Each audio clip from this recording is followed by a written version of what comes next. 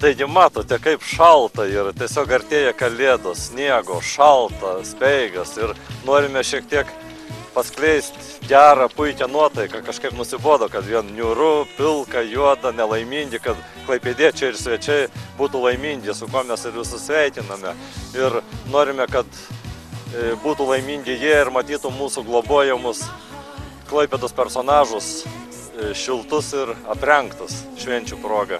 Tokia mintis pernai mums buvo kilusi, bet kažkaip nebespėjome, ir iš pasąmonės jį išlindo tik atšalus orams, prisiminėm, kad reikia tas, kas kažkada daigelis buvo, jį reikia ir išauginti. Mes tikime klaipėdiečiais, manome, kad šventės yra visiems mums ir tikrai nepavogs ir bus graži tradicija, kiekvienais metais mes galėsim aprengti ir puošti.